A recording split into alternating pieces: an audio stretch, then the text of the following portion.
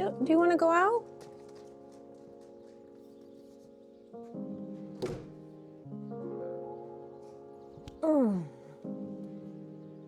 Well, let's talk about my neurology appointment. Every time I go to the neurologist, it just feels really real. And that is really tough because I think when you have a disease like Parkinson's or really any sort of like big scary illness, you need a bit of delulu, you need a bit of denial to like help you live your life day to day. And this neurologist said, not on my watch. Which truly I appreciate. She was a female neurologist, which was really important to me. I really appreciated her candor. She had a lot of compassion, but she did not pull any punches, which I'm like, pull some of them, please. She was very clearly like, this is gonna progress. And I was like, yeah, I know. I know, but you don't have to say it like that. She wants me to get genetic testing done for a certain gene. I guess different Parkinson's genes can be treated differently, maybe like more focused treatment, blah, blah, blah. And then there's one Parkinson's gene that's like the bad one, basically.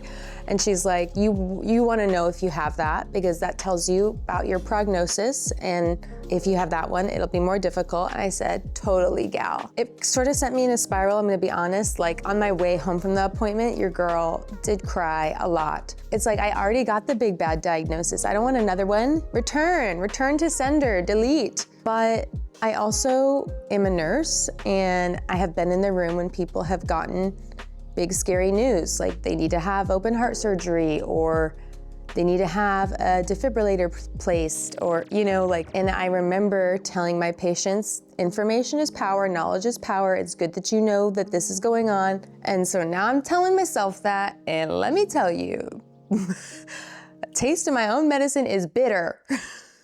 But it's true, if I have the option of having information about my prognosis, I wanna know. I already know that I have Parkinson's, so if I can know if it's gonna get really bad really quick, then I wanna know that, even though that is so terrifying to me. On the subject of children and babies, my neurologist was pretty much like, the odds of passing this on are very low. I would really encourage you to have children, like pretty much no matter what. But what she specifically said was, have them now while your symptoms are still mild. And the implication was basically like, if you wait too long, you know, you might not be able to take care of them in the way that you want.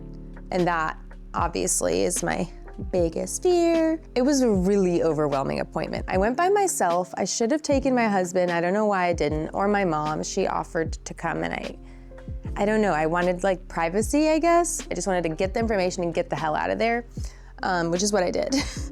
Yeah, I'm feeling pretty shaken about it. I'm gonna be honest.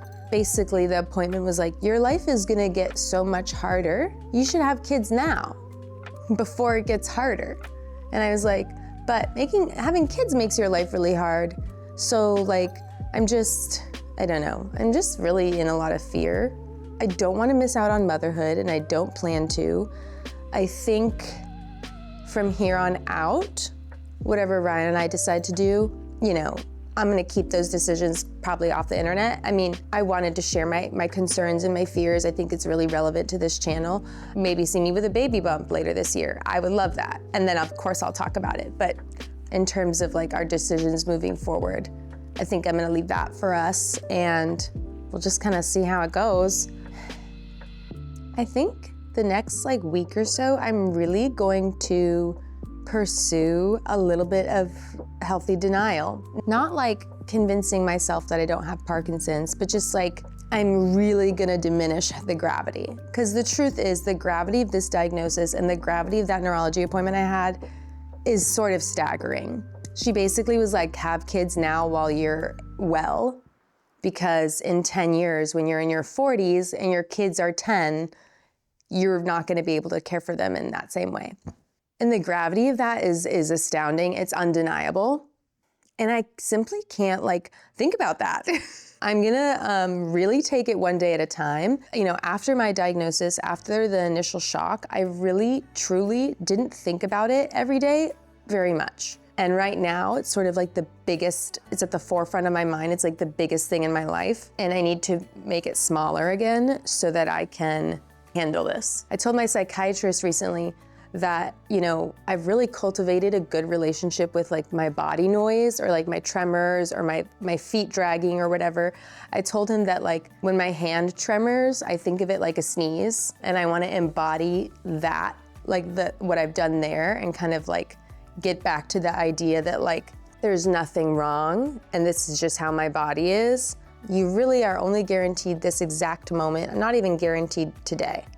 I'm guaranteed like the moment I'm in, the second I'm in, and anything outside of that is sort of irrelevant.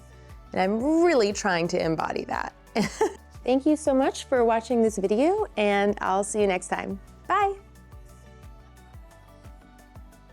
Wow, you know what I look like? I look like one of those guys in Home Alone, don't I?